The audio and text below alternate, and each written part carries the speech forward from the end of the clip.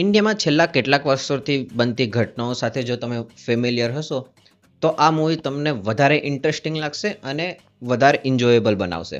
ધુરંધરનો પહેલો પાર્ટ જેટલો જ જબરજસ્ત હતો તેના કરતાં પણ ગ્રાન્ડ લેવલનો ધુરંધર પાર્ટ 2 છે. મૂવીની અંદર ઘણા બધા શોક વેલ્યુ છે અને તેમાં પણ પહેલી જ વાઇલ્ડ કાર્ડ એન્ટ્રી મૂવીના પહેલા જ 15 મિનિટમાં થઈ જાય છે. પછી ધીરે ધીરે આગળ જતા સ્ટોરી અનફોલ્ડ થાય છે. ધુરંધર પાર્ટ 1 અને આ પાર્ટ 2ના ઇન્ટરવલ પહેલાં જે કંઈ પણ બિલ્ડઅપ કર્યું છે તેનું પરફેક્ટલી પે ઓફ મળે છે પાર્ટ 2ના ઇન્ટરવલ પછીના સેગમેન્ટમાં. ઇન્ટરવલ પણ એટલું પરફેક્ટ ટાઈમિંગ પર છે કે હમજાને પણ ખબર છે શું થઈ શકે છે, તમને પણ ખબર છે શું થઈ શકે, પરંતુ ઇન્ટરવલ પછી જે થવાનું છે એ તમને ડીપલી હર્ટ કરી જશે.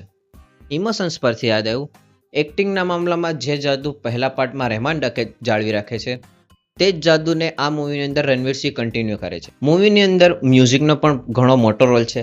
પહેલા પાર્ટની અંદર જેમ જૂના જમાનાના ગીતો અને મોડર્ન ગીતો એડ કર્યા હતા તે રીતે આ પાર્ટની અંદર પણ બંનેનું મિક્સર છે અને દરેક સીનની અંદર પરફેક્ટલી મ્યુઝિક મેચ થાય છે. આ સિવાય પહેલા પાર્ટમાં જે બધા સવાલો અધૂરા રહી ગયા હતા, જેમ કે બડે સાહબ કોણ છે, હમઝા આ લાઇનમાં કઈ રીતે આવ્યો અને તેનું પાસ્ટ શું છે, આ બધા સવાલોનો જવાબ આ 4 કલાકની મૂવીની અંદર જોવા મળે છે. એટલે જ જો તમને પહેલો પાર્ટ ગમ્યો હોય તો બીજો પાર્ટ તો તમારે થિયેટરમાં જ એક્સપિરિયન્સ કરવો જોઈએ, કારણ કે ઘણી ઓછી મૂવી આવી છે જે થિયેટરમાં એક્સપિરિયન્સ કરવા લાયક હોય છે.